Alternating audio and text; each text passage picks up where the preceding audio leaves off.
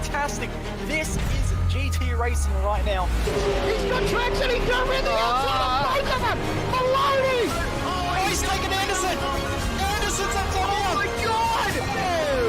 Big crash. Oh my goodness, half the field's going to get rolled. Six very close. These guys are going to want to make their way through the field very quickly. Oh, here we go. Oh no! That's massive. This is it. This is over. I can't believe this. Oh my God. God, what?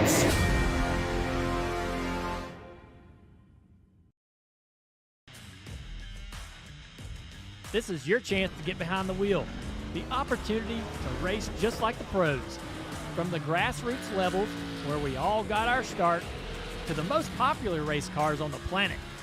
From the fairgrounds of Nashville to the high banks of Daytona, to tracks that will never be forgotten. Realistic driving, intense competition, all from the comfort of your own home. This is the ultimate motorsports simulation. This is iRacing.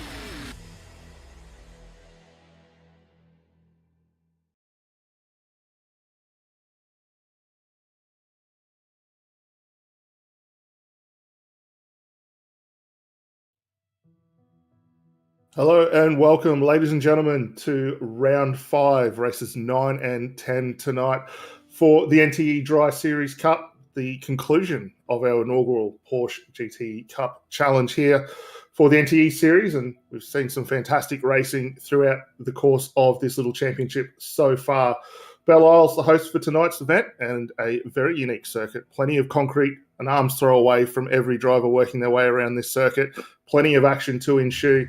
And a very tough one for the guys to be able to get their overtakes completed. Joining us, well, tonight normally we'd have Hayden McMahon in. Unfortunately, he's otherwise occupied, welcoming the birth of their second child only a fortnight ago. And he's got himself some hands full. So Hayden, honourable mention to you, mate. All the very best for that. As always, however, behind the scenes tonight, Jake Kennedy providing the wonderful feed tonight from SimSpeed Broadcasting, and to seeing the camera angles that we will get to work our way through over the course of these next 2 races.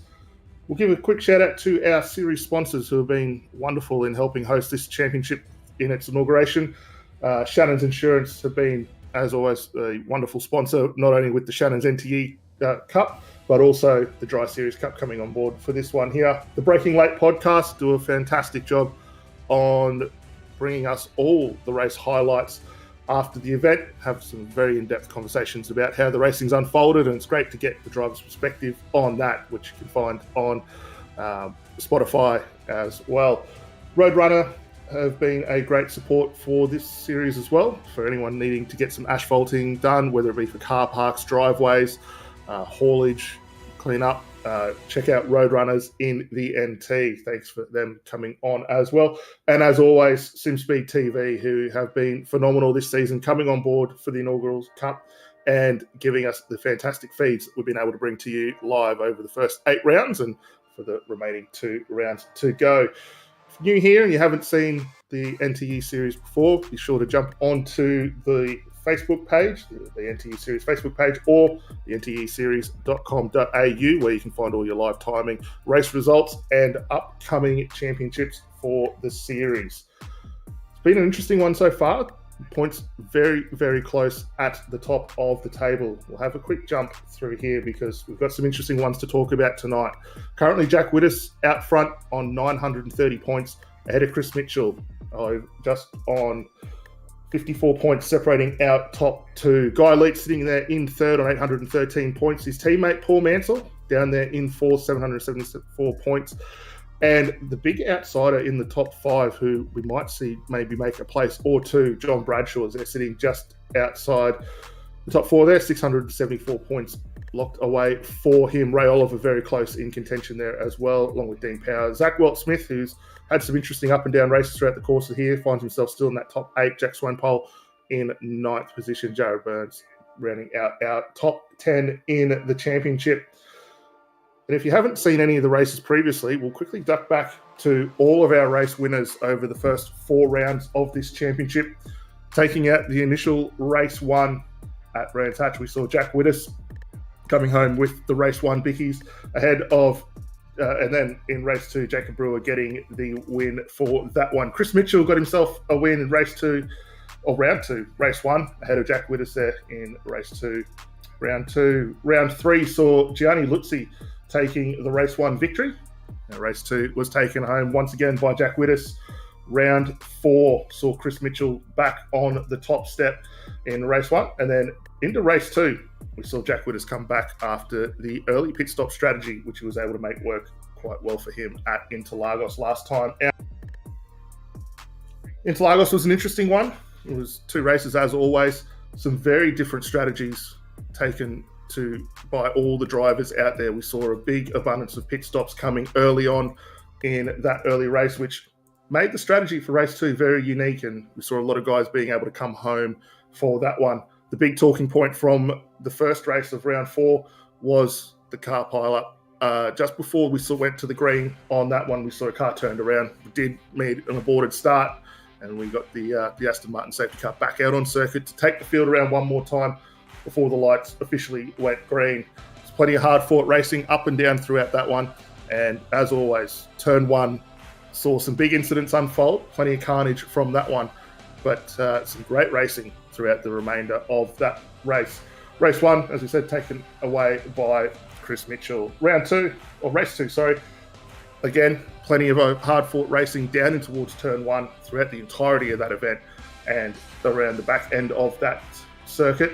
The strategy, as we said, a little bit different. Most of the drivers in the top portion of the running in race 1 had taken their early round pit stops, made the life a lot easier. And we saw Jack Widders again come home victorious and pick up the race 2 victors. So good run from those guys. Strategy tonight be very interesting. So we'll check out to see how this one's going to unfold, and we'll have a look at the track details for Belle Isle.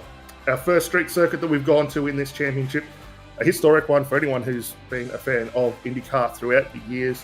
Belle Isle, certainly amongst your favourites if that's the case. Circuit tonight, 14 turns, 3.8 kilometres or 2.36 miles.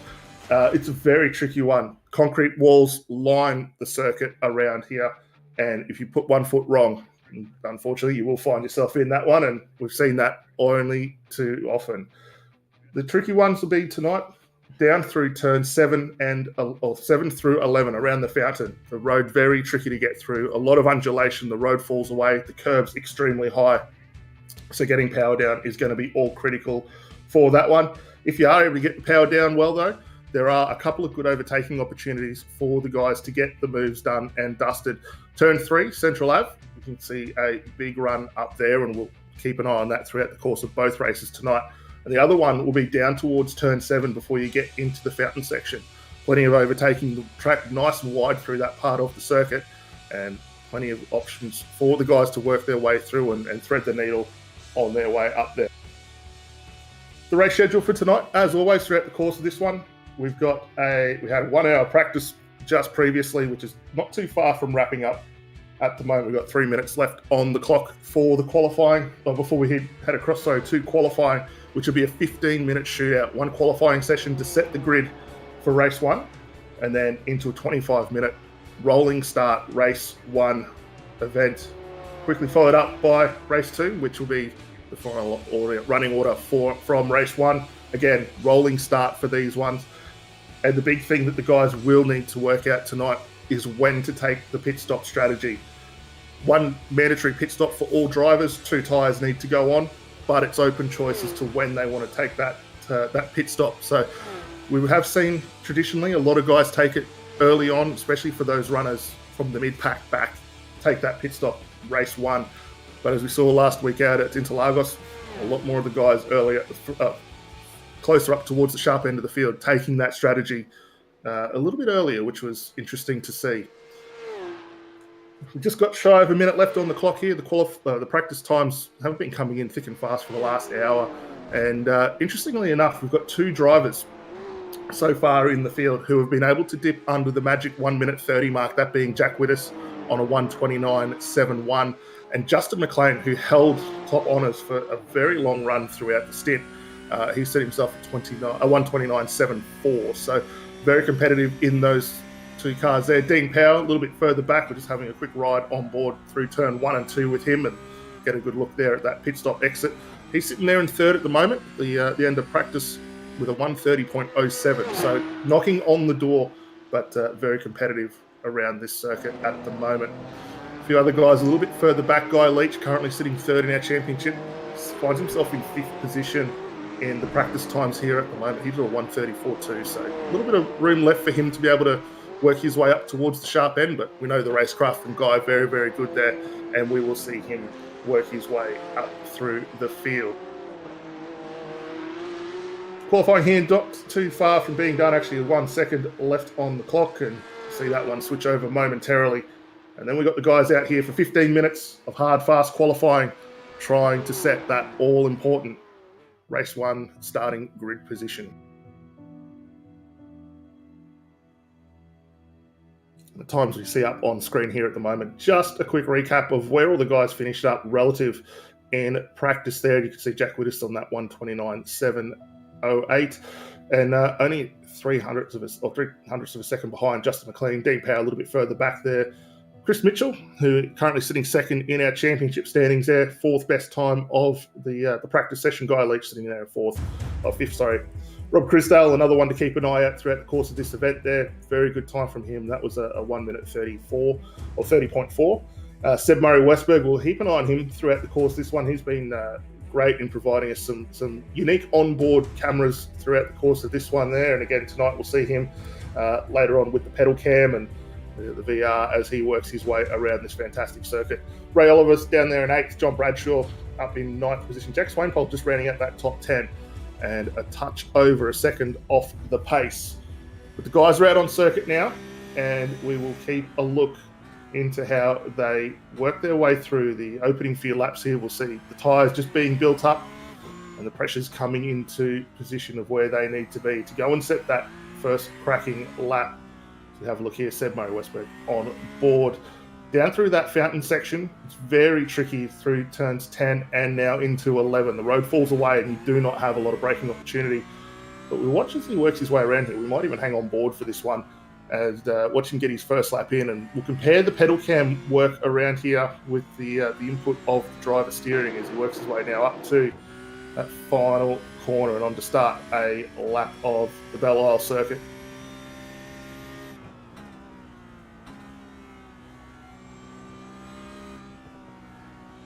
Breaking down into turn 1. It's a good looking run for him through there. You can just see a little bit of offshoot there as he comes out through turn 2, heads up towards turn 3, just going to be just about to grab the top gear.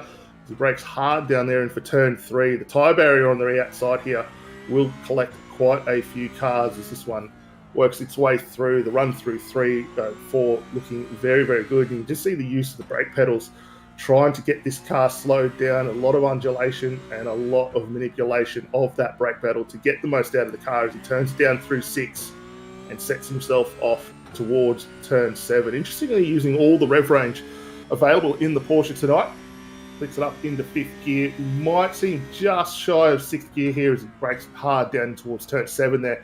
That curb on the inside will be tricky for the guys to keep an eye on as they try and get those passing moves done.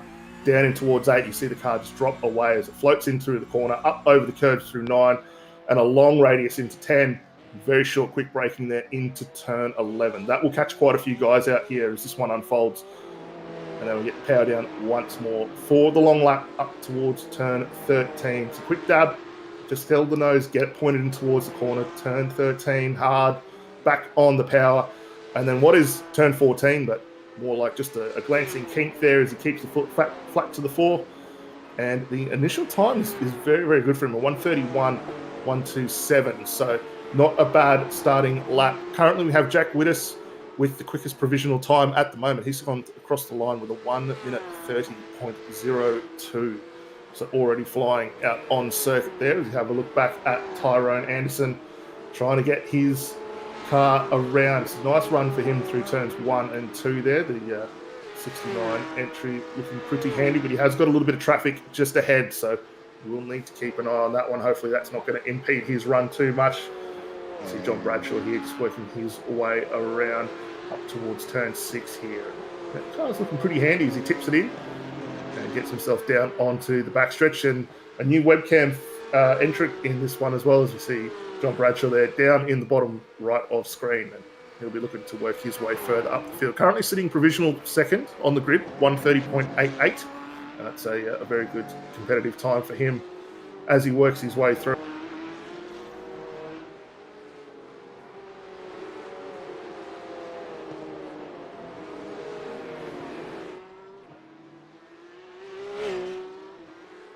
There's a great look back as the guys work their way out at turn 11. There you can just see the bumps in the road that the Porsches are going to have to deal with. And for the guys that are out there running tonight, and whether you're new in the series, as I said earlier, it is a fixed setup event for these cars as well. So not going to suit all drivers out there. And certainly it's a bit of a unique challenge trying to get these cars to work over that bump. You don't have any damper control to help you on your way through, but the new 992 Porsche has been a massive improvement over the old 991 Cup car that we had only a few seasons ago, and it's a very interesting driver's car to work your way through. Justin McLean out on circuit at the moment. He's now up into that second position. He's set a 1 minute 30.15, which was a great time for him to get across the line.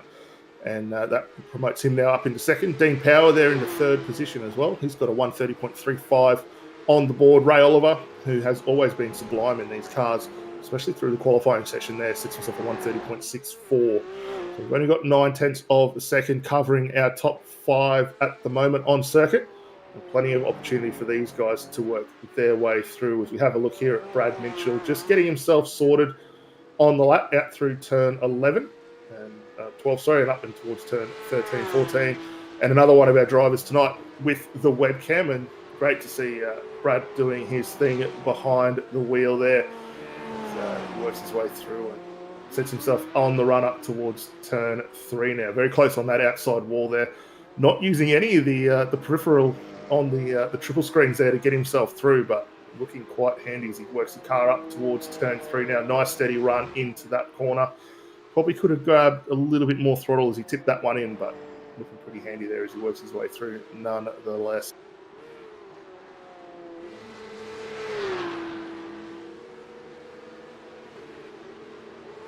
Cameron Edwards up on screen now at the moment, looking pretty handy at this point in time as well, sitting there in 9th position at the moment. And that was a good time for him across the line, 1:30.86. And we have seen Jack Wittes move the provisional yardstick for pole position now. It's out to a 1 minute 29.38, which is, if not better than the pace we saw moments ago in practice. So he's found something out on the circuit. The temperature's coming into play for him nicely there as he works on Saints get across the line. That puts him down in the 15th spot there. That was a 1:32.97 as he gets into the wall there.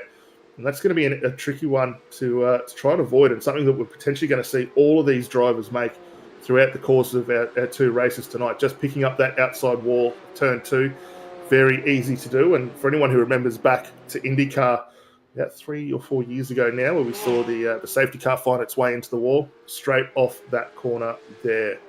As we jump back a little bit further, John Bradshaw now trying to work his way back up in the starting order, down in 4th position, as we've seen a few guys just improve their times marginally. We'll have a look as he gets across the line here now. Last best lap was a 1:30.63.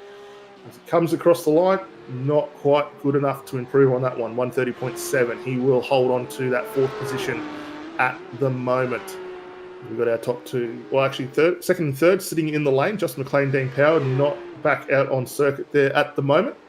As we have a look at the Filthy Mo, Michael Gore applying his craft around the Belle Isle circuit there. A little bit off the pace last time by, it was a 1:33 for him, as we pick up the Filthy Mo up on camera there, and the broom handle looking as magnificent as ever as he tips his way through turn 11 up towards turn 12 and 13 to finish off the lap. This will be a good one for him. He's got a bit of room for improvement, but currently down there in that 20th position. He'll be looking to advance his run as he gets across the line up towards turn 14. We'll see what he's able to do as he gets this thing across the line. And did improve him marginally. Gets him now self up into that 19th spot there. So we did see him drop down just momentarily into 21st and picked up the throttle there and got the thing nicely across the line. Just under 6 minutes to go left in the first, or the one and only qualifying session for tonight. And it's Jack Wittes out front by a rather comfortable margin at the moment. He set himself that 129 at 3.8 early on. Justin McLean sitting there in second on a 131.5, just knocking on the door of getting into the 29s. And Dean Power sitting in the third position at the moment, 130.35. As we have a look at Tyrone Anderson working his way around. We've seen him on the feed a couple of times already and just settling his car into a position just to see what he's able to do. Currently sits in the 8th position. Best time for him was a 130.82. And with the few cars ahead of him, might be able to pick up a little bit of a draft, but he will need obviously to wait to get the next time by to try and improve on that one. Just going to work his way through, get the tyre pressures up and start applying again. Dean Power back now out on circuit, and he finds himself already qualified, currently sitting in 4th position. And a bit of a run-off there just for good measure as he dips the wheels down in through turn 3.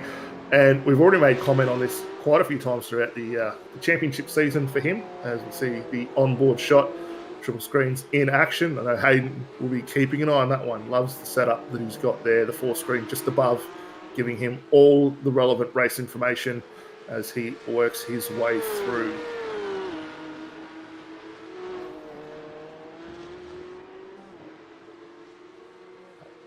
Well, actually, we just saw a great lap from Guy Leach there. He's now vaulted himself up into that 2nd position, 130.07. So just dislodging Justin McLean at the moment, and that's a good run for Leach. Currently sitting 3rd in our championship, reminded, and plenty of opportunity for him to try and hold on to that final position. I don't think we're going to see him going into a battle with his teammate, which is a little unfortunate because that scrap for the 4th position really starting to heat up between those two. We only had 46 points separating 3rd and 4th on this one. And hopefully we'll see Guy continue on. But the battle for getting into 5th position could be an interesting one as these 2 racers work their way through. He's going to have a look back at the Makita car here. This is James Zeitz just missing the braking zone there into turn 7. And he will flick the car around. And actually he's going to park it and jump it back in. So no harm, no foul on that one. And he will turn that car around and get back underway. One of those things similar to what we've seen at Long Beach as well. Not a lot of run through on those, but he was able to pull the car up nicely and no harm on that one. And he will start off on his next lap. It's a wide run through turn 1 there. That's not going to do anything for the lap time. And this will be a bit of a feeler lap as he works his way back around.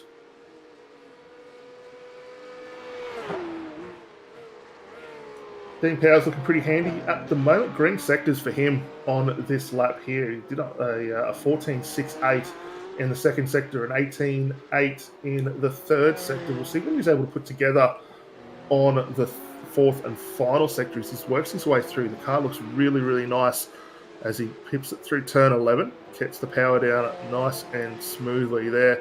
Runs up towards turn 12. Takes a little bit of curb on the initial tip in. Floats it out to the wall. And using all the available track to get across the line. Let's see what he's able to do there. I don't think he's going to quite catch that draft just ahead of him. As he gets across the line here, it's a 129.983. That's good enough to put himself back into that 2nd position, just ahead of Guy Leach by 1/10 of a second there. So great lap for Dean Power as he worked his way through. Justin McLean back out on circuit, trying to work his way up, and he's now displaced down into that 4th position following the laps from both Guy Leach and Dean Power as he gets back now into the 3rd position. So our 3rd driver tonight that's managed to dip themselves into the 129 range. That was a 129.99 for him as he works his way across the line. There's a 1.5 minutes left in the books here, so all these cars getting across the line now will have one more attempt at this one to try and vault themselves that little bit further up. Let's have a look back here at Dean Powell. We'll see what's transpired for him. Just picks up the dirt on the outside, and actually as he works his way through a little bit further, might be some concrete contact here. Uses a lot of curb through 2, gets the back end around out of 3 on the little short shoot there up to turn 5, and Yeah, we've seen a few guys have that little issue in practice tonight. And unfortunately for him, that will be the end of his qualifying session. He'll have to watch from the pit lane as he currently finds himself still sitting in that second position. Cameron Edwards getting across the line. He will have one more opportunity, looks like, as he works his way through here up towards turn 7. Last lap for him, or last best for him, was a 1:31.17. So down in 13th at the moment, very closely contesting against Tim Nichols there. Tim's done a 1:38.3, so 300ths of a second separating both of those two drivers. As we have a look here, Chris Mitchell coming through. A little bit further down for Mitchell's down in 5th at the moment. Yet to break into that 1:29 barrier as he gets across the line. It's a 1:30.22. And that is no improvement for him. He'll hold on to that 5th position. One more chance for him to get across the line there. Gets over with 9 seconds left on the clock. Cam Edwards is called done and dusted on that one as he brings his car into the lane. So a few drivers left to go out there and set their times, but we will see the starting grid up on screen here at the moment. Jack Whittis off pole position ahead of Dean Power. Row 2 tonight, Justin McLean and Guy Leach. Row 3, Chris Mitchell and Rob Chrisdale. Row 4, we'll see John Bradshaw alongside Ray Oliver. Row 5 tonight, Jack Swainpole and Zach Wall-Smith. And down in row 6, Tyrone Andersons and Tim Nichols. Off the 7th row tonight, we have Cameron Edwards and James Seitz. Row 8, we'll see Seb Murray Westberg and Cooper Dunn line up. Row 9, Brad Minchell and Neil Woodburn. Row 10, we'll see Peter Bianchi alongside Dylan Seitz. Row 11, Michael Gore alongside Shane Ewens. Row 12, we'll see John Ranry picking up the final spot on the grid. And we will see the Aston Martin GT4 safety car come around to take the lead of this race. It is a rolling start for both of these races. We said at the top of the broadcast. So we'll get a look at the Aston 2 more times in this series, which has been a nice new addition to the iRacing simulator. And looks quite handy out on circuit. So all the guys just getting onto the grid for the second to last time of this season. 40 seconds left on the clock. And we've got to keep an eye on how this is going to unfold. The run through turn 1 and 2 is going to be critical for these guys to make it work. We're going to see the field maybe spread a little bit as they come up towards the green. And then the big one will be down in towards turn 3, where much like turn 1 last time out at Interlagos, we will see plenty of overtaking as the guys shuffle and try and get that last minute dive in to set themselves up. Pace car will be ducking out onto the circuit in the next 10 seconds and we will get underway. So 23 cars taking to the grid tonight. One new entrant in Peter Bianchi coming in to attest the last 2 races of the championship, and one to keep an eye out for as he lines up on the grid. He'll be coming out of that 19th position tonight. Green flag waves. We'll see the safety car make its way out onto circuit now, and the field will start to crawl their way up towards the back of that.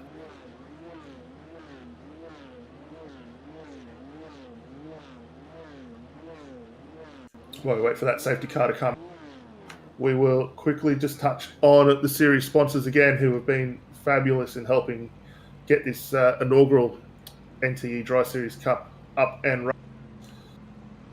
And that is Shannons Insurance, the Breaking Late podcast, Roadrunner Asphalting and Civil Works up in the Northern Territory, and SimSpeed TV for the continued support with the fantastic cameras as we watch the guys get underway. The pace car out on circuit, and we will see the grid just start to drive away now, and they will find themselves up in the back there, ready to go.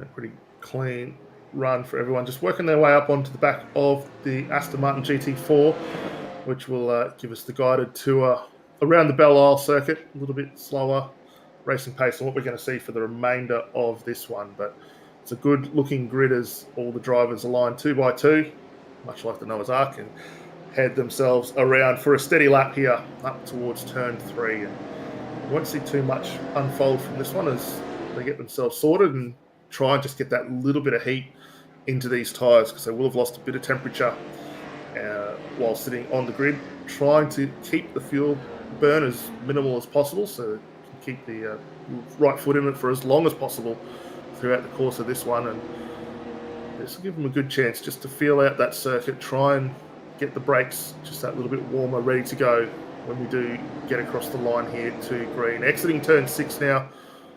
23 cars, sorry, just working their way down the back straight, just preparing to go. I'm having a look at the guys as they line up on the webcam feed. There's a few nervous faces in this one. I'm keeping an eye here on Tyrone Anderson. He's just having a look at where everyone's lining up. We've got Brad Minchell just checking the mirrors and making sure that no one's in an awkward spot there.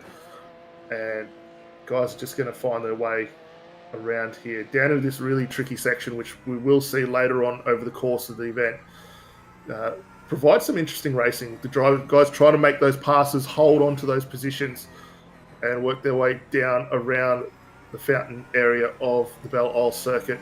Have a look here at Brad Minchell, just working his way through. Gets the early morning or the late evening yawn out of the way as he gets himself ready to go. And we're only 3 corners away now from seeing the start of this second to last event form up here. You can see the guys starting to jockey for the position. The pace car just about to pull away from the field here. And just hearing it is in the lane. See it go into the lane right now. Field now under the control here of Jack Widdis. Dean Power wants to stay as close as possible onto that back bumper, try and minimise the opportunities for being overtaken, but also put himself in an option here to get the move done. So get up to the line, the flags go green. We're already 2 and 3 wide action in the mid-pack, and looks like everyone managing to get their way through, no issues at all as they filter their way through nicely. Up over turn 2 there, a little bit of a glance for someone a little further back, and down in towards turn 3 for the first time. Jack Widders with a nice handy margin here. Dean Power coming under all sorts of fire. He's going to drop a position to Justin McLean. A little further back in the pack, everyone's filtering themselves out down into single file. So a great jump compared to what we saw last time out. We just had one incident there. Shane Ewens has found himself into the wall. I think Nichols also might have had a bit of contact there. We've got 2 cars around down on turn 3. It's Neil Woodburn and Bradley Minchell. That's unfortunate for Bradley there. He was looking handy in 17th tonight and finds himself now down the back end of that field. A lot of work for him to do, and we might see him getting that early option on the strategy as well. Come in and get that pit stop completed and race it home right through to the back end. Ray Oliver's just gone around. Jack Swainpole, actually quite a few guys going around down into turn 7, which we thought was going to be the tricky one tonight. We've got a car stationary, awkwardly positioned across the track. That's Justin McLean, who was sitting second on the race there. He's gone around down off turn 8. We'll see once this unfolds. We'll get back and have a look at how that one unfolded. But that's now promoted Dean Power there up into second position. Chris Mitchell in third now. And Rob Crusdale picks himself up into 4th position. Guy Leach with a lot of issue with that car at the moment. He's dropped 2 spots. If you have a look at the replay to see how this all unfolded. Michael Gore here just working his way through up turn 6 here, and then we'll duck forward and have a look at how this all unfolded. Ray Oliver with a massive run and looking very, very handy. Just gets in on the brake zone there. Tips the car in relatively well. Gets a little bit of a touch from the behind as well, which has not helped him. And that's fired that car into the tyres on the outside of 7 there. We didn't see what happened to McLean. We'll have to see if we can get this on another angle. Runs up in towards turn 7. It's got the car stopped nicely. Gets it up on the curbs there. Just floats it through. Down in towards turn 8 there. Picks up the bump and just gets on that throttle a fraction too early. Rotates the Porsche around and loses the bonnet just for good measure there. Great awareness though to keep that car planted against the fence there. And let's see what happened to Guy Leach here. He did manage to vault himself up in 2nd position. Actually, 3rd position, sorry. A little bit of a glance on the outside wall there. Just loses the back end. Loses the back end twice. that is a phenomenal job there to keep that car from finding its way off from the left to the right-hand side of the concrete barrier. We're just hearing he's done it again, so Leachy not wanting to keep this car in a straight line. He'd rather drift it out sideways around Belle, which is not probably the preferred method to get the most out of these cars. But we'll have a look here again as he gets it on the throttle early, and that's 2 positions dropped as a result. Guy Leach going to have to be very, very cautious here. He's still got the championship to consider. He's still sitting in that 3rd position at the moment. Now back into 4th spot there. So a little bit of work for him to do to get himself back to the sharp end. Jack Widdis has cleared out from the crew out in front here. He's got himself a 7 and a bit second lead over Zach Walt-Smith, who has vaulted himself now up into 2nd position, 8 positions up, as we see quite a few guys coming into the lane for their early pit stop. John Bradshaw now in 3rd position. Guy Leach, as we saw, back in 4th following those few right out sideway moments on the exit of turn 12 there. And Justin McLean has found the wall down on turn 12. His night going from bad to worse there. And we'll see how that one transpired, because that'll be a quick spot to put the Porsche into the wall there.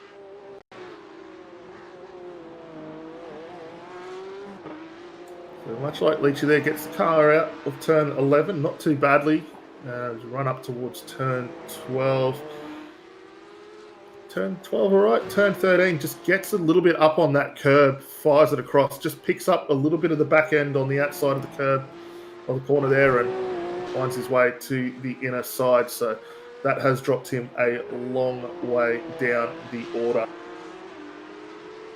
Pit stop strategy already starting to come into play here at the moment, as the first of our pit stop runners, Seb Murray Westberg, sitting there down in 14th position with Dan Power and Chris Mitchell already knocking over their respective pit stops. Ray Oliver has been in the lane, Rob Christel's been in there, Jack Swainpole, Neil Woodburn, Tyrone Anderson also in the lane, Justin McLean following his issues earlier on, and likewise Michael Gore. But everyone back out underway as we see Tim Nichols now into the lane to get his pit stop completed. He did have a bit of a handy margin there over the guys behind, so he should be able to drop himself back into a good spot here as he gets out and underway again. As we see Guy Leach getting back on with business up towards 7, tries to go the long way around, not going to make that move stick on John Bradshaw.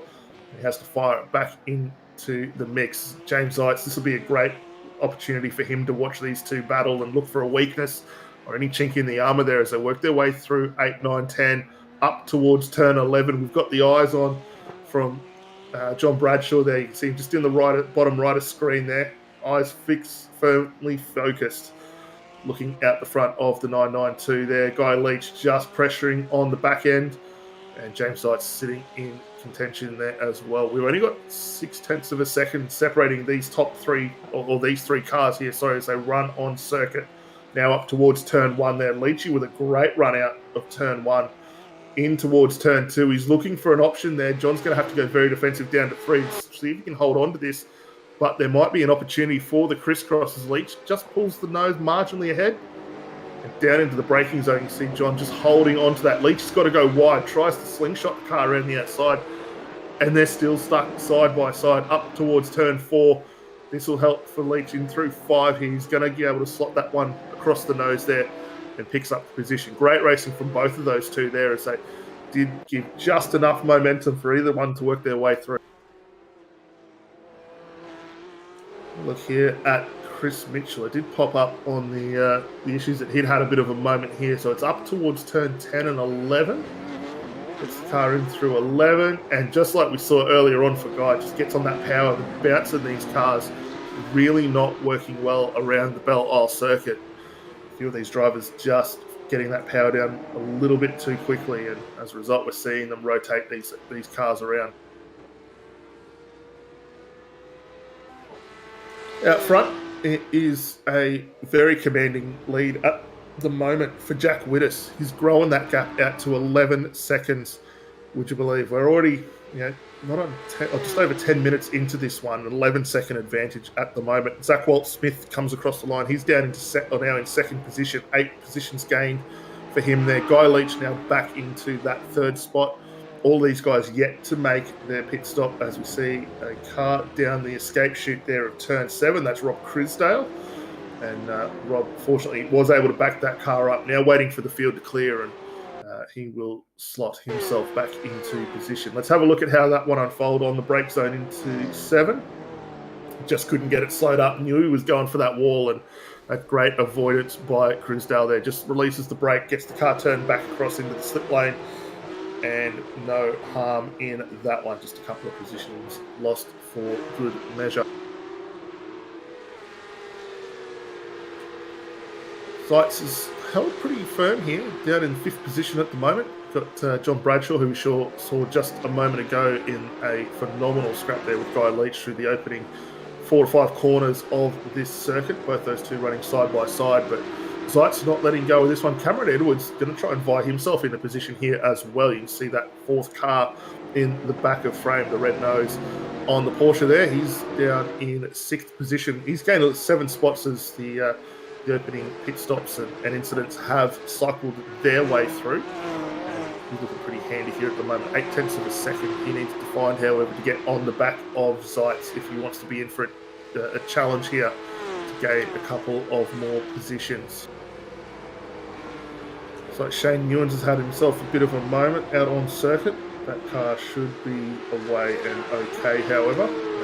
But as we said earlier on, very easy for these drivers to find the concrete barriers. It's an arm's throw away as you tip the car in at any point on this circuit, and very easy to come unstuck here. As we jump on the nose of Tyrone Anderson, he has got himself in contention at the moment. Currently sitting down in 16th. It's Cooper Dunn right in front of him.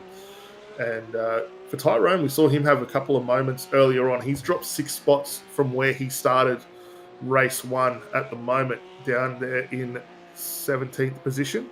And it's actually Neil Woodburn who is right in front of him. And actually, that might be a slowdown there for Tyrone, because that was a very easy pass to allow Cooper Dunn to cycle. Oh, sorry, to allow Neil Woodburn to cycle his way through. So something going on there as the guys now work their way back up towards turns 2 and 3. This little scrap though for 3rd position, still continuing on. The gap starting to come down for Cameron Edwards. He's getting himself back into contention on this fight. But James Seitz has been the interesting one out of all of these 3. Not letting go of anyone out front. If you have a look at him now, the Makita entry doing a solid job to bring himself back into contention. John Bradshaw just ahead of him now by 0.4 of a second. And you can see there on the screen. Currently sits 5th, up from 14th where he started. And that in part is due to all those drivers taking that early pit stop, but he is looking very racy indeed.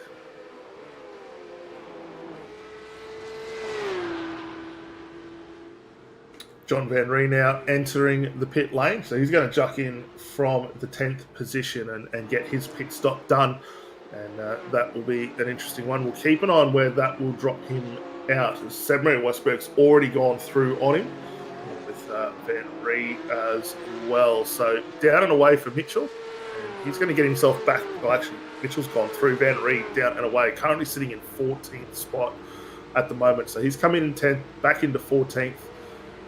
Jumping down to 15. He might be back in the 18th position here as he works his way through. Justin McLean getting through.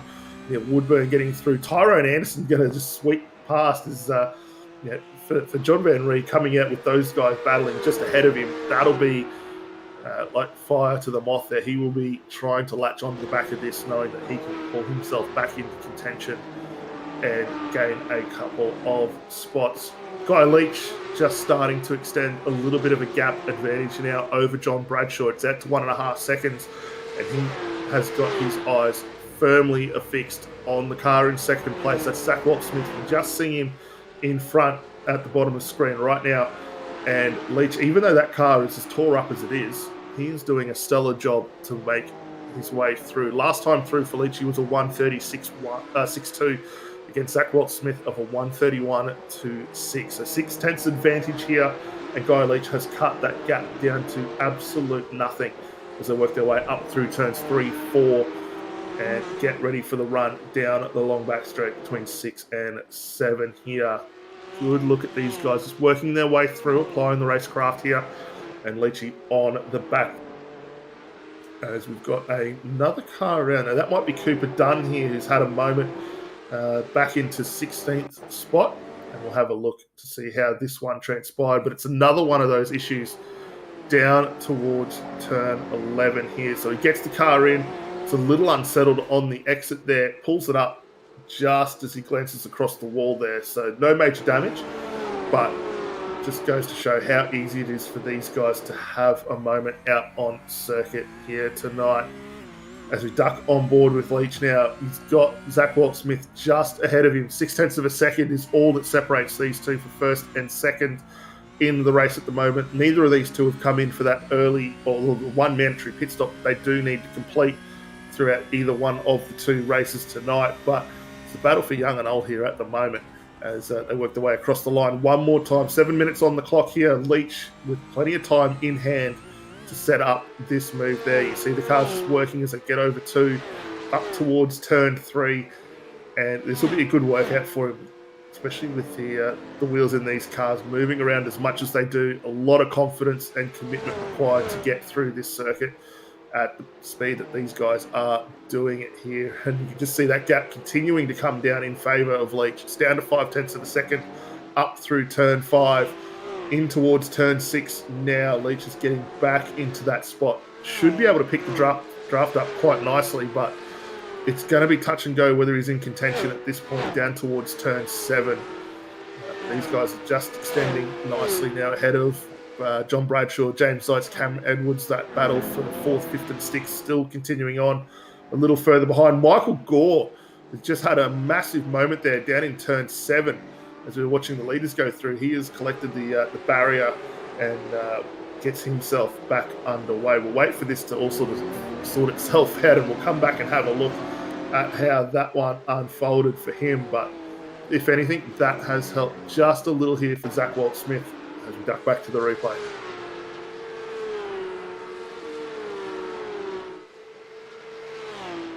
Michael Gore was just ahead of Leach and Walt-Smith there as he comes into the brake zone, and actually there was no major issue there. So actually Michael's done a great thing there and just letting the guys run through, and I must apologise to him. No contact as a result of that one. Guy Leach in the lane, John Bradshaw in the lane now, Dylan Seitz also in the lane. So that's going to release Walt-Smith now to get back on his merry way. We'll see whether he's able to start imposing anything on our race leader at the moment. The gap for Jack Walt-Wittis currently out to 15.8 seconds after 20 minutes of racing around the Belle Isle circuit. He is on a mission and flying through.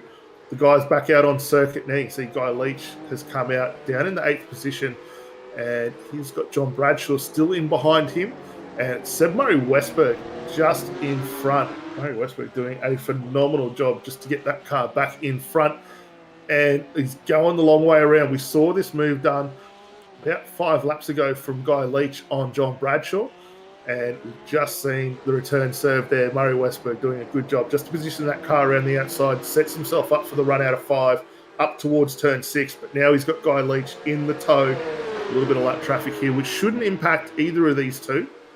And Murray-Westberg going to go very defensive there down in towards turn 7. Just brings it across the racing line. Leach will not have appreciated that at all.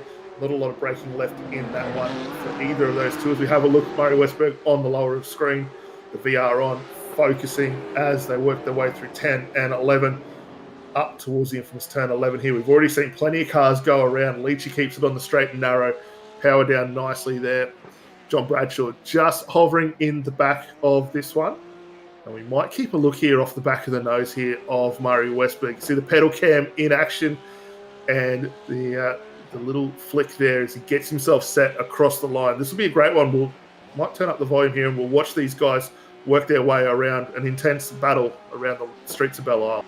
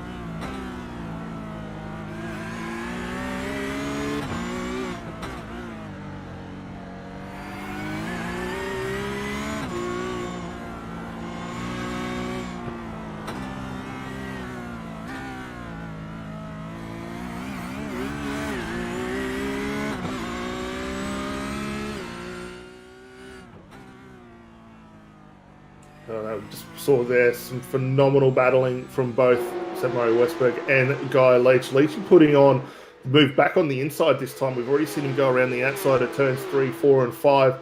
This time gets the nose down the inside of 5, able to work his way through. Great look though at the pedal work from Murray Westberg as he works his way around here. So a little safety tap, just trying to get the car in and settled as he works his way through. That will drop him now back into 8th position.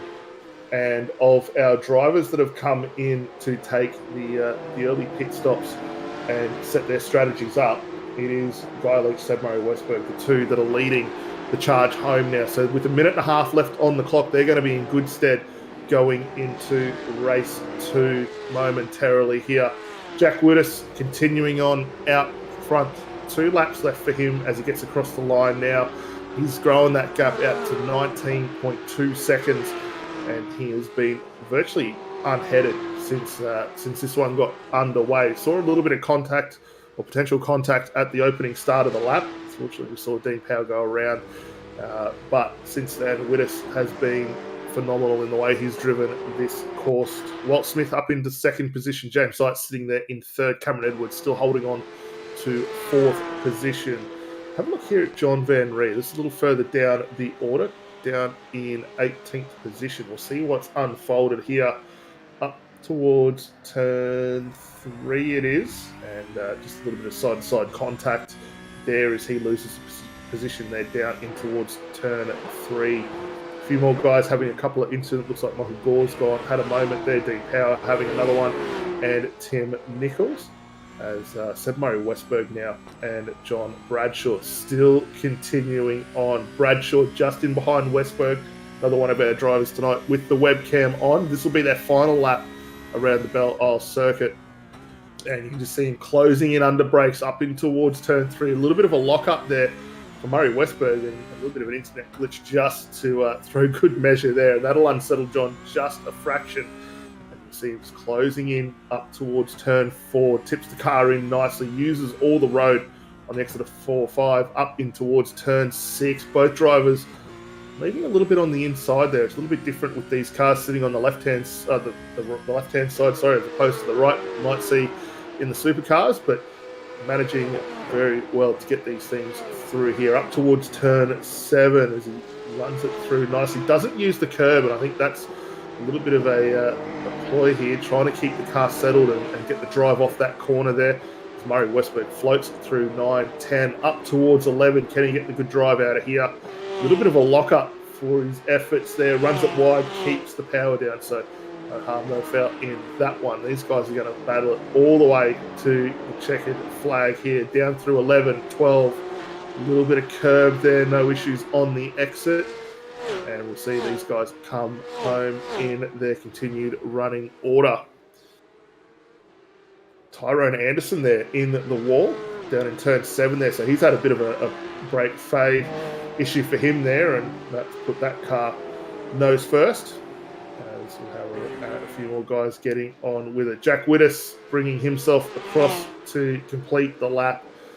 And it's been a commanding run from him in the race 1 tonight. 21 second advantage, 21 and a half second advantage, apologies, as he gets through the final couple of corners here. A little bit of weaving for good measure, and he will bring home another race victory throughout what has been an impressive campaign for him so far.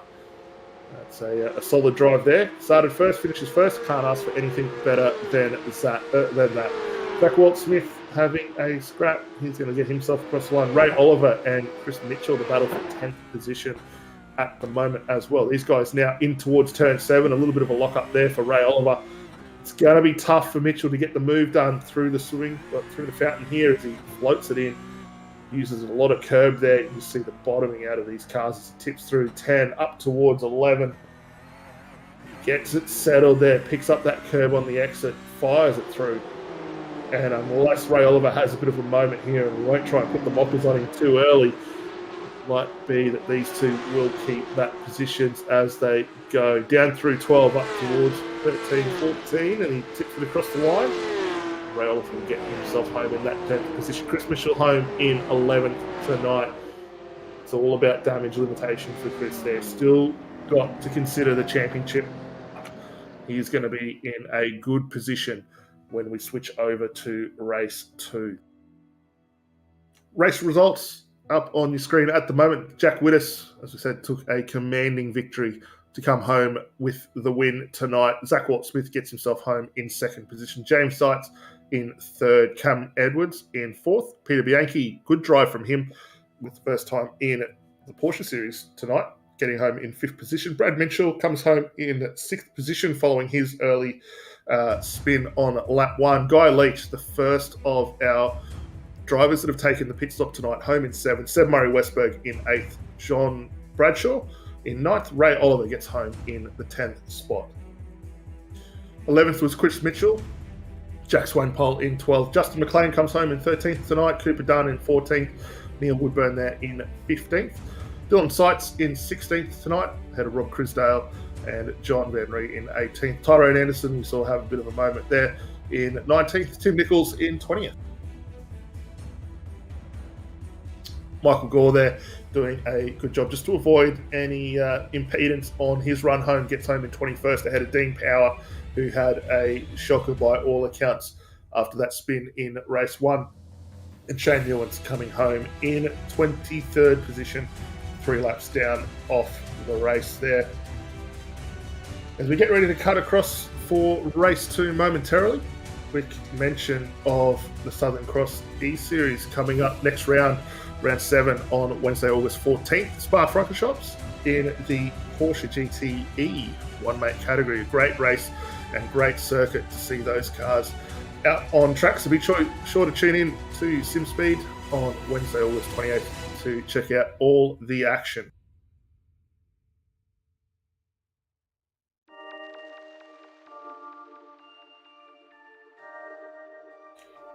We're about a minute away here from getting ready to switch over to race 2. And we might take a quick ad break and get ready to go.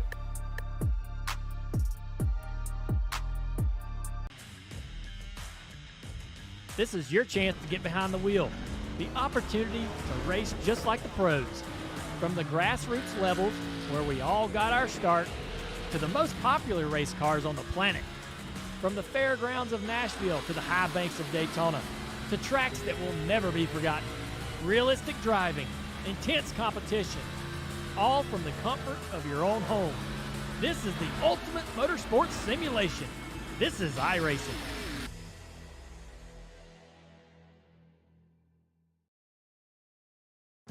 This is iRacing, the world's premier online racing game. iRacing puts you in the driver's seat to experience today's newest form of competitive motorsport, virtual racing, all from your home PC.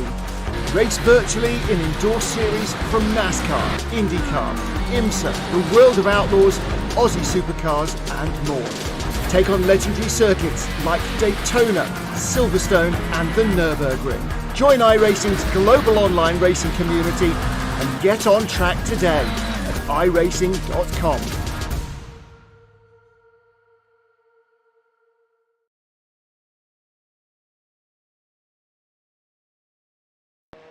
All right, welcome back for readiness for race 2. We're going to have a quick look back at one of the final battles that we didn't see at the end of race 1, and it was with Brad Mitchell and Peter Bianchi here across the line. It was only a 10th of a second at the end of this one, separating these two drivers.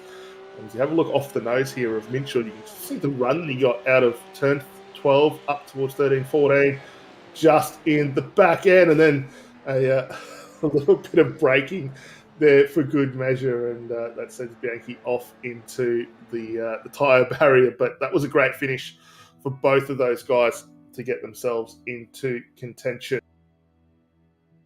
Cars are out on circuit here for race 2.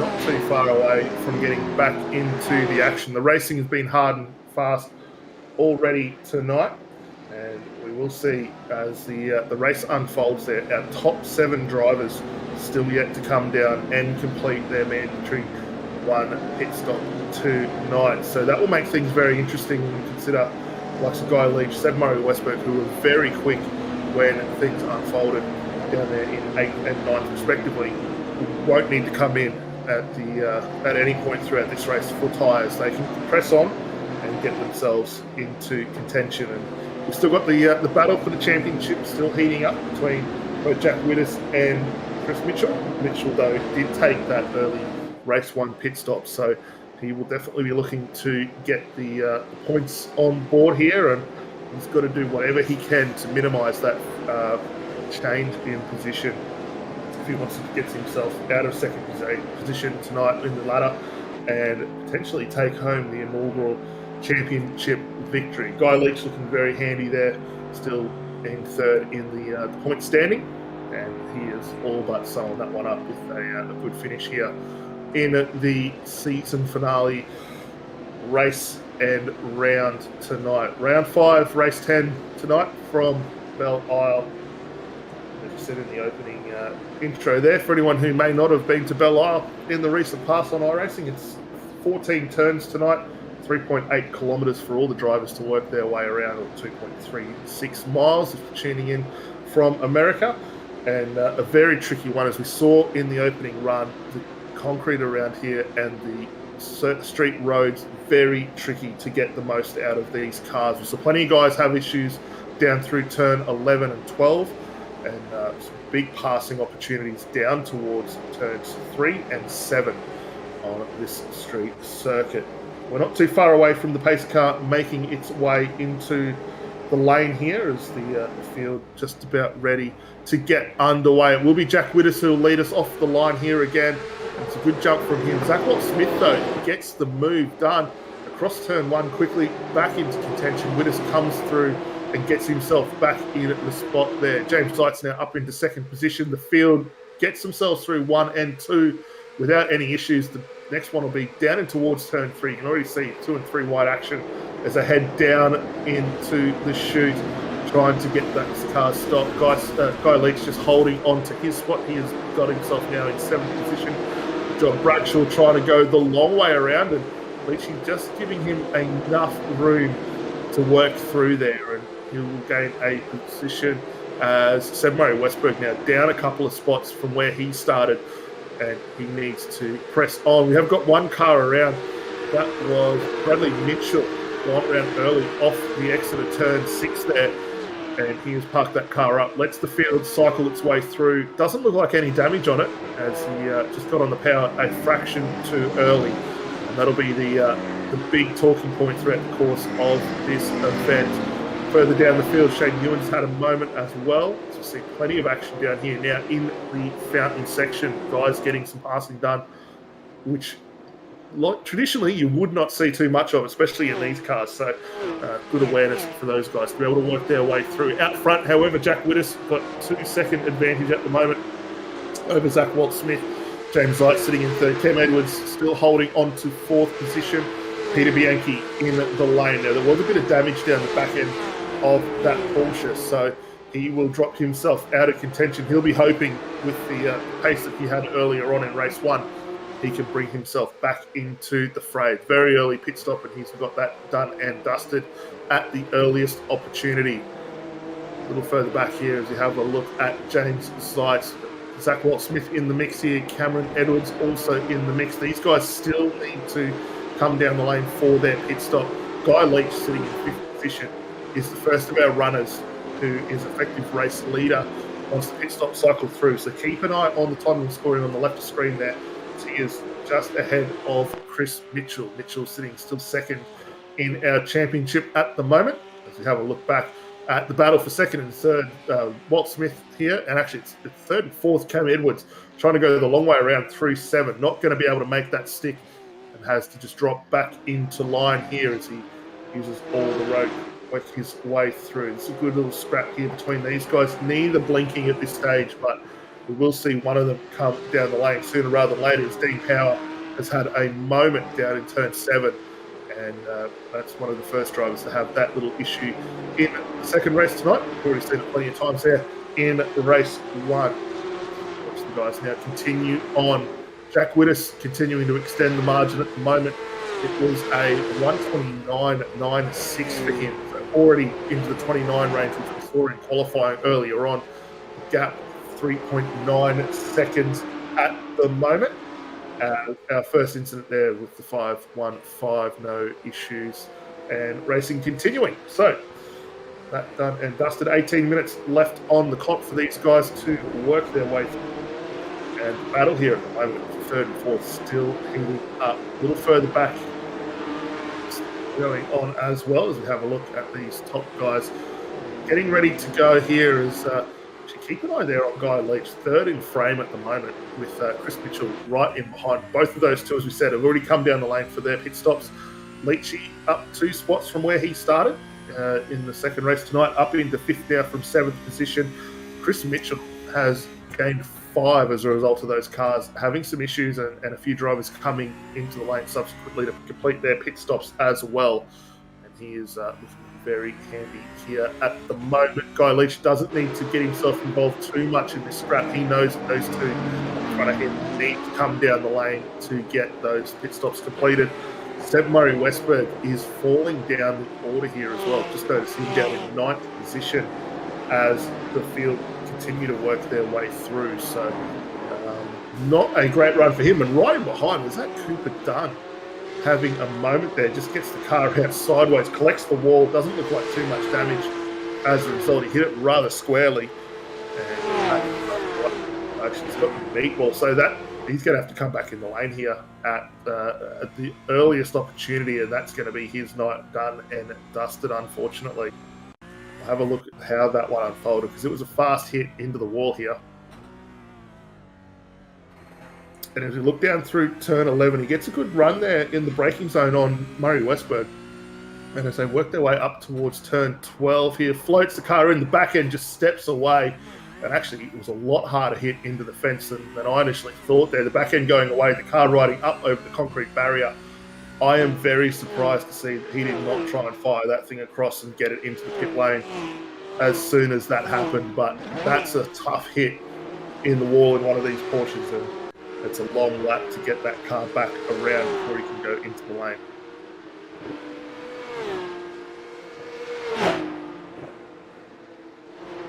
More battles going on here. Another move done and dusted up in towards turn 7. And the guys just setting themselves on. So incident involving 626 on lap 1. No further issues. 626, that's Justin McLean. And that will be a sore eyes for him, as Cam Edwards has a moment, just goes straight on out of turn 12. Very unlike him at all. And he will fire that car across. Luckily for Guy Leach, did not get involved in the contact there. Otherwise, that could have been the end of what was a good run for him. We might see if we look back at that in a moment's time. But Guy Leach got him numerous full at the moment. Chris Mitchell all over the back of the Cool Drive Porsche. So head up towards turn 3 where we see a late lunge. Just maybe back a little fraction too far at the moment. There's 0.3 of a second separating these guys. Right in behind that, you've got John Bradshaw, Ray Oliver in the mix here as well. Seb Murray-Westberg also involved in this one as well. I thought he'd gone back a little bit too far, but he's getting back on with business, and it's all over the rear bumper there of Ray Oliver. So look for an incoming move in towards turn 7. John Bradshaw now will give these guys a little bit of a toe down this long kick back straight, much like Road America, and they work their way up towards turn 7 here. Bradshaw with enough momentum to keep that Porsche in front there. These guys still scrapping over what is effectively 6th position.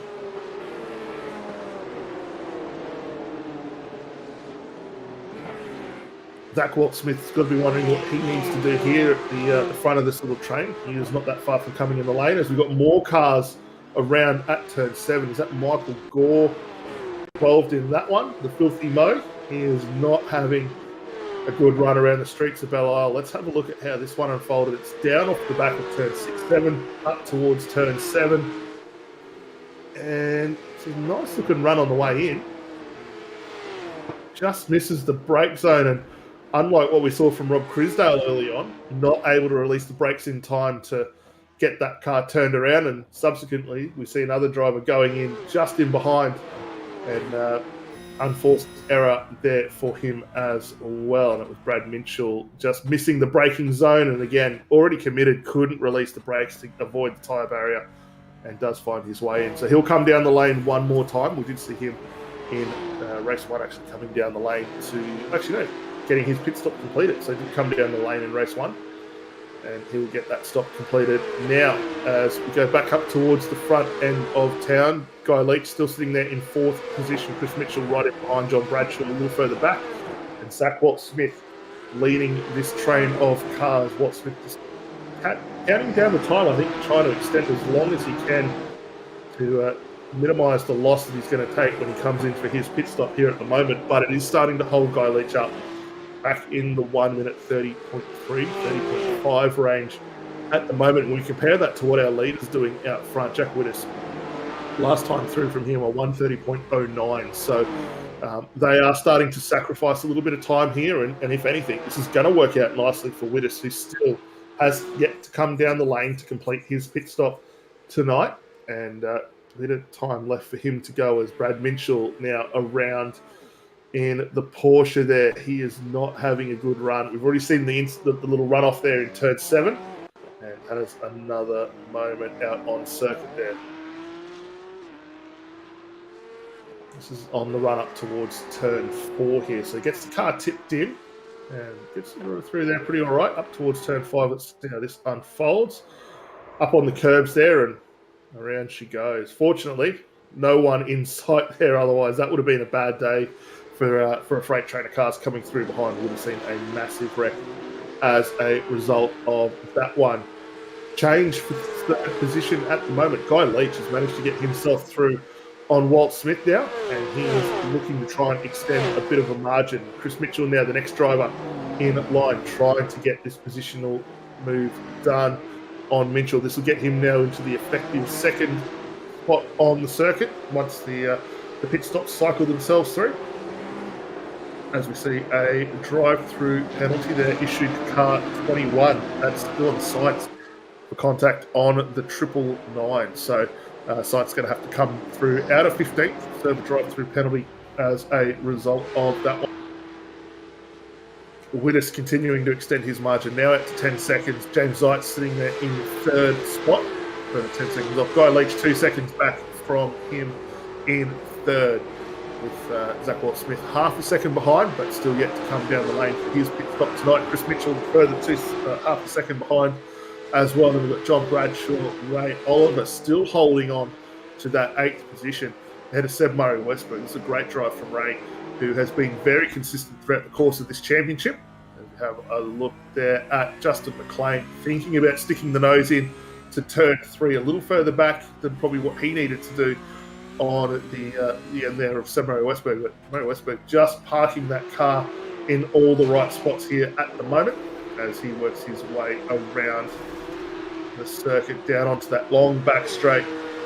Be an opportunity here for McLean. If you can get the anchors working, you might be able to send one down the inside. We have a look at Chris Mitchell still trying to find an option there, and he's going to get it through on an unforced error by Zach Watt-Smith. He's run wide there, good measure, collected the curve. Ray Oliver's involved in this as well, and we've got another Porsche in the mix in that one as well. That was a sloppy run through that section of the circuit. John Bradshaw, who was having a great race out there tonight, unwittingly picked up in that one there. So we'll have a look at the replay to how this all unfolded. It was initially started by the slight lock up and overshoot into turn 7 for Zach Watt-Smith there. He tries to recover, doesn't see those cars on the inside, gets it up on the curb and into John Bradshaw. Ray Oliver nowhere to go. Murray-Westberg thread the needle and got his car through in that one as well. So he now promotes himself into 5th position as we see Zach Watt-Smith come down the line. John Bradshaw is in the lane also following that contact. And that is an unfortunate run for him there because he was looking very, very handy out there tonight. James Zeitz has just picked up the tyre barrier in turn 3. And we've got Leach now up into 2nd position. Chris Mitchell on the back there. He'll slot around the outside now into 3rd. So our effective 1 and 2 out on circuit at the moment. Leach and Mitchell still looking very handy at the moment, as we see Neil Woodburn and Jack Swainpole having a scrap here for the minor places. Down in 10th position at the moment, the guys working their way up towards turn 6 Let's jump on the back straight. Pretty good pace from both of those two. Not too much in it at the moment, but a slight advantage there. Jack Swainpole last time by of a tenth of a second. Leaders out front. Still, actually comes in the lane now. Wittes is in. This will be an interesting one to see where he manages to come back out into the fold. 14.5-second advantage over the likes of Guy Leach and Chris Mitchell. Mitchell, who is racing for the championship still in this one, following Guy here. He's going to come across the line. He's down and away for Wittes. Where does he pop out as the guys get across the line? And actually, he's just got himself to the box. So a costly run down the transit lane for him there. And he is plummeting down the order. Now sitting in 6th spot. Should come out somewhere around the 8th or 9th position when this one all unfolds. Down and away, 14.9 seconds stationary time.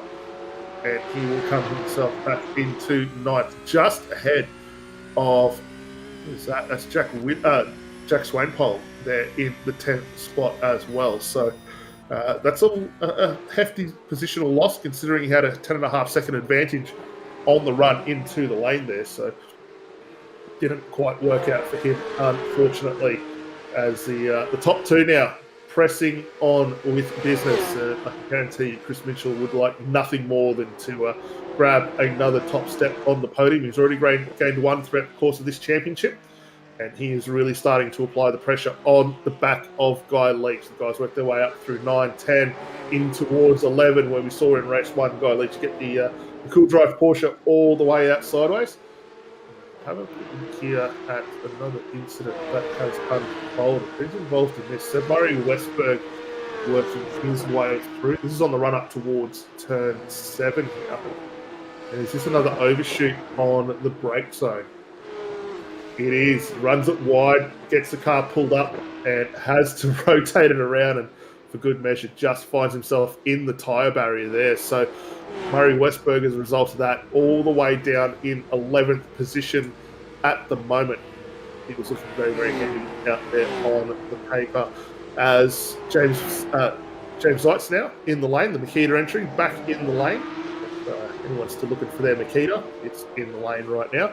And he's going to drop a little bit further down the order. Expect to see him down and away, probably in that 15th, 16th position as he gets his pit stop completed. The battle, first and second, really starting to heat up right now, with 0.3 of a second separating both Guy Leach and Chris Mitchell as they work their way down the back straight one more time. We've got 5.5 minutes on this race still to conclude, as we saw it up there. All the pit stops from all the drivers now have been completed. Mitchell fires one in down through turn 7. Leach just opens the door now, lets him on through, and a change of position. Chris Mitchell now will take control of the lead of the race, and he was looking very, very good. Last time through for him was a 130.6 versus Guy Leach a 130.7, as we will see a penalty issued for Zach Walt-Smith there following the contact we saw a couple of laps ago right there through turn 8.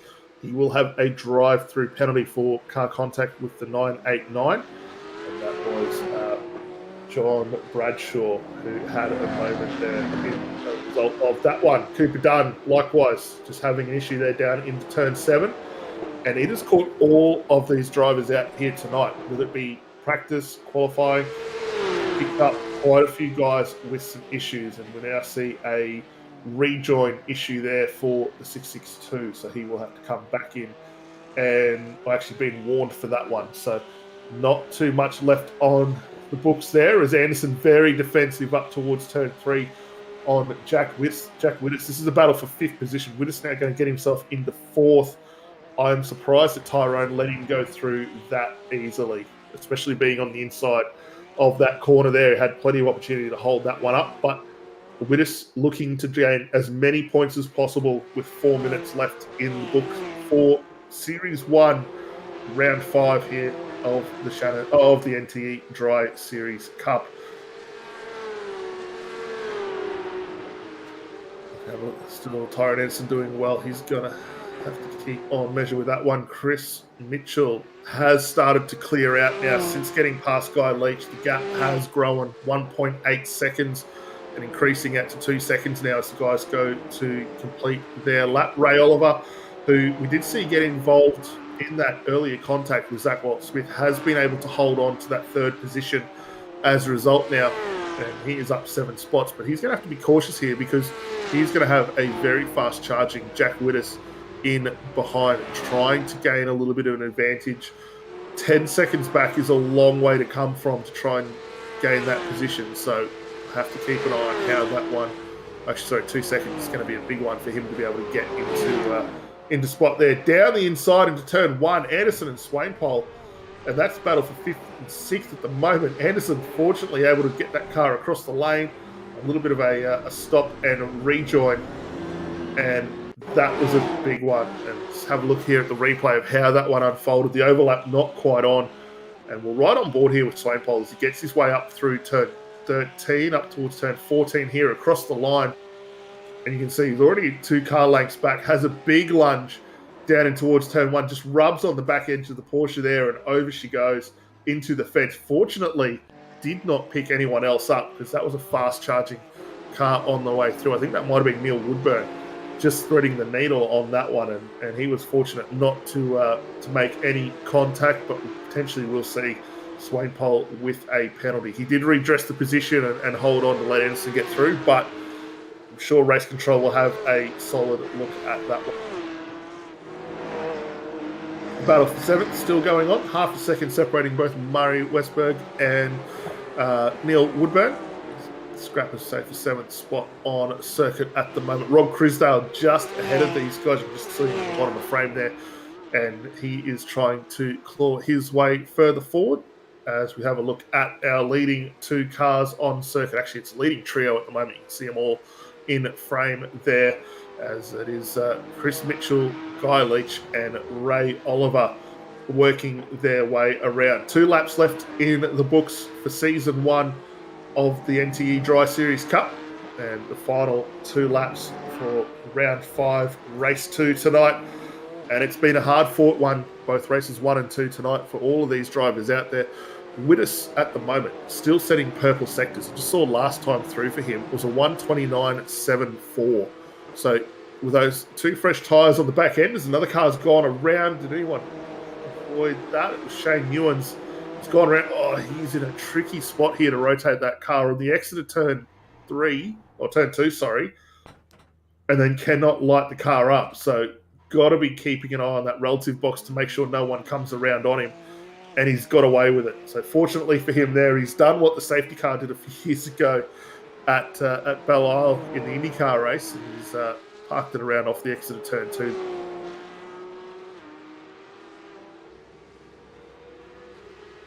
Chris Mitchell heading up towards the final lap of this event tonight. He's got himself a 4.5 second advantage already over Guy Leach. Leach just trying to hold on to those points, solidify what will be 3rd spot for him in the championship, as Mitchell pressing on, trying to make Wittes go a little bit harder than he needs to.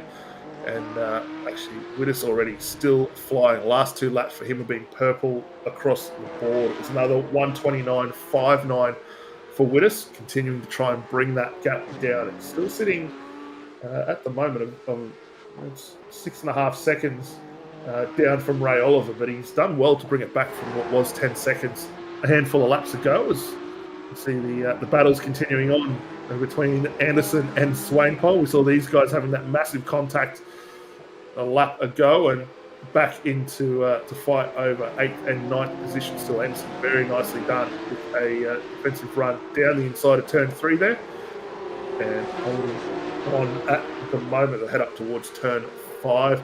We've got a couple more guys involved in the back of this little scrap also that we're having to keep an eye on. John Bradshaw's in that. Cooper Dunn just in behind these 2 as well, and if they can, picking up the scraps as this one unfolds. Bradshaw, who we saw unwittingly picked up in that car contact earlier on, he has done well to get himself back up just outside of the top 10. Across the line to take the final race tonight, Chris Mitchell brings home his 992. Guy Leach will come home in 3rd. Ray Oliver, great drive from him, brings the thing home in 4th. Contact further back between Murray Westberg and I think that's Tyrone O'Neill Woodburn having contact there, and that's been redressed. And the guys will continue on. Further down the field, more guys continuing on. Bradshaw's back in the mix here on the back end of Tyrone. Actually, where is Bradshaw? Bradshaw's got Jack Swainpole just ahead of him as the guys come across the line to finalise their positions in this one. And still continuing to see the battles go home. Cooper Dunn, James Zeitz, Cam Edwards across the line there for 12th, 13th and 14th. Dean Power, Dylan Sykes in it. Home 15th and 16th tonight. Good drive from both of those guys. Dean Power up 7 spots from where he started. I'm going to have a look at the contact here between Murray, Westberg and Woodburn. It's down in towards turn 11. Westberg just kept the nose in it a fraction too long, and around goes Woodburn. Did stop, redress the situation, but it's a tricky one. Luckily, there are no cars in behind. We'll have a look off the nose here just to see how it unfolded. It's a tricky one. Woodburn picked up that wheel on the run through, then gets the contact as he tries to come across the nose. And for Westberg, a good job to just hold on there and redress that situation. But phenomenal racing for all the drivers out there. We'll have a look at the race results and see where everyone has come home. Chris Mitchell gets himself another win in the championship tonight. He comes home first position, 5.5 seconds clear of Guy Leach. Ray Oliver home in third tonight. Jack Wittes, good drive back considering he still had the pit stop to complete. Gets home in fourth position ahead of Justin McLean. Robert Crisdale in sixth. Neil Woodburn ahead of Sid Murray Westberg for 7th and 8th. Tyrone Anderson and Jack Swainpole continued their fight on right to the flag there to come home in 9th and 10th respectively. In 11th position, we saw John Bradshaw come back after his earlier contact ahead of Cooper Dunn. James Zeitz gets home in 13th tonight ahead of Cameron Edwards. Dean Power in 15th, Dylan Sykes in 16th tonight. 17th, we'll see Michael Gore come home ahead of Zach Watt-Smith there in 18th, who also had the drive-through penalty for his car contact in the middle of the race there. Brad Mitchell got home in 19th following a few rotations on his own there. And then we saw Shane Ewens, the first of our drivers, a lap down in 20th position. 21st, we see John Van Ree come home and Peter Bianchi in 21st and 7 laps off the pace, and Tim Nichols in 23rd, 15 laps out of position. Well, we've got our 2 race winners standing in the green room. We might bring both of them up. We'll have a quick chat to talk about their race and get their thoughts on the championship as well. And joining us in the commentary box, race 1 winner, Jack Wittes. Jack, congratulations on the drive in race 1, mate. It was a phenomenal job out there for you. Talk us through your strategy, because I don't know what you found or what additives you put in the Porsche tonight, mate, but you walked away from the field. Yeah, I didn't really have much of a strategy, except for if I was leading, I was just going to do my pit stop in race 2. But yeah, the car just felt amazing, and as the track gripped up, I just got in a bit of a groove, and yeah, it was a lot of fun. But talk us through the opening lap of the race. We know around Belle Isle, and you know that goes for any street circuit as well, very tricky to get the car in position and try and avoid any contact. Where were your eyes focused as we got through the opening half dozen corners on the circuit? Were you keeping an eye in the mirror, or was it just firmly focused ahead? Turn 1 and 2, I was just really trying to take it as easy as I could and make sure I left enough room for everyone. And yeah, as soon as I got in front, I was looking in the mirrors a bit for the first couple of corners, and it was just eyes forward after that. You did a phenomenal job there, and to cap it off at the end of race 2, you picked up on multiple successions as well. The fastest lap out on the track as well. Hang with us momentarily, because we're going to come back to you as well in regards to the championship, because we know you know someone's getting a crown here, and we'll quickly jump to Chris Mitchell. Chris, mate, congratulations, race 2 victor out here tonight. It wasn't an easy one for you though. You had a very tough race with Guy Leach there. Talk us through that, because once we saw you get clear, you seemed to be able to move away quite nicely. Yeah, the red mist kind of descended after the first race disaster, kind of getting caught up in other people's and then causing my own incidents. So I knew that just to get to that position, I had to be patient around guys who were up the front because they didn't take their stop, and they got through, but they were a second a lap slower than what the guys at the pointy end were doing in qualifying. So just had to be really, really patient and try and avoid any silly incidents. I almost got murdered when Seb and Dean got into each other on the opening or the second lap. But I managed to survive. I was looking forward to the battle with Guy. I managed to hold out. So just a matter of being patient, which is usually not one of my virtues. No, well, look, you've done well. You've picked up 2 wins throughout the course of the season, which is a great hats off to you, and a very solid drive out there tonight. The strategy worked well for you, and the pace very, very consistent in the car also throughout the course of the season. Both yourself and Jack, top 2 in the championship going into this one. We do have to crown a bridesmaid, so we might knock the bridesmaids off first, and that will be yourself, Chris. Congratulations, you picked up second in the championship. It was going to be a tough ask, I think, tonight to try and overhaul Jack on the points. Yeah, I knew coming into tonight that I knew Jack would have to suffer some pretty dismal fortune, and I'd have to probably win both races, get the fastest lap, and somehow do it with a 0x as well, just to have a chance. So I just came into the night kind of biding my time and seeing what would happen, but stoked to pick up second. I was 50-50 on whether I was even going to do this championship, knowing my availability is a bit mixed up, but I got it in and was unlucky to get COVID, but that means I was lucky to be home for one of the rounds. So it's good to be getting the race in and get P2 in the championship. Well, that's it. It's a blessing in disguise. And actually, I cocked up on the race wins. You actually picked up 3 wins over the course of the championship. So, mate, congratulations to you for a driver that, as you say, weren't necessarily considering being there in full attendance. You certainly drove the wheels off the thing. And hopefully, if the Dry Series is back again for a season 2, we'll see you on the grid there, because now you've got that second position. There's only one step further to go. Yeah, looking forward to it. Hopefully the stars align and the availability's there. It's been good fun. I just need to go kick my teammate up the backside and get him back into the car because he's ditched me.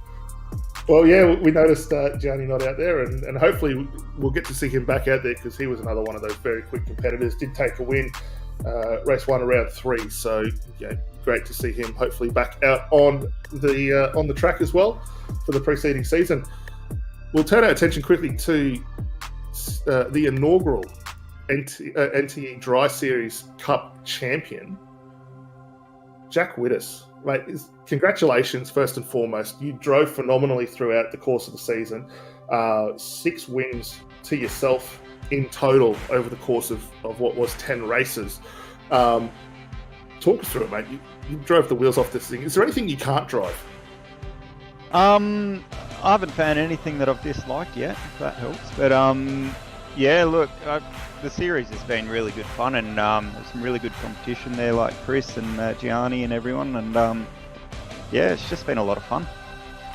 Well, you certainly did it proud, mate. I've just seen up on the screen too, you've taken Victor by 102 points over Chris Mitchell there, so congratulations to you. We saw you do the same thing in the NTE series, so you've now picked up another one. 3 different class or car styles and formats, whether it's front to rear, rear to rear, or front. Mate, you've done a phenomenal drive out there. Will we see you back if the NTE Series Dry Cup is back for season 2? Yeah, definitely. Absolutely love running around with these guys, and they put on such a good show, and it's really well organised. So yeah, it makes it a pleasure to be involved with. Well, congratulations again, mate.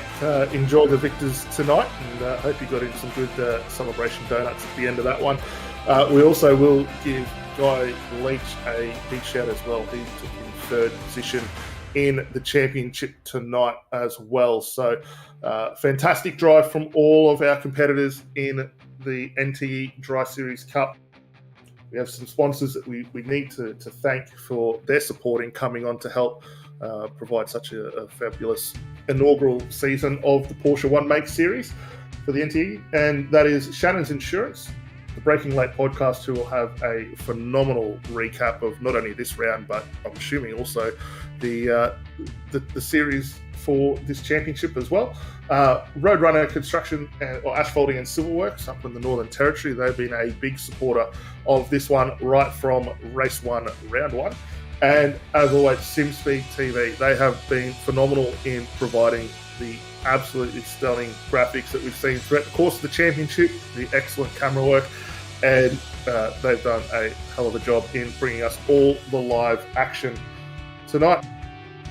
We do have one quick final mention too. If you're able to check out the next round of the Motorsports Australia eSports race, it's round 2, Monday, August the 8th from Mount Panorama. The Dallara F3 will be taking on that circuit.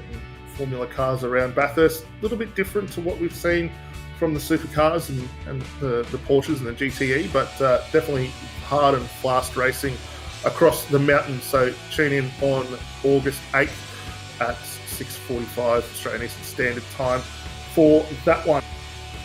And for everyone who jumped in, whether it be any of our races throughout the course of the season, thank you very much for your support in coming and watching the inaugural NTESERIES Dry Season Cup. It's been great to have you on for this one, and hopefully we'll see you back for Season 2. But until then, good night from all of us here.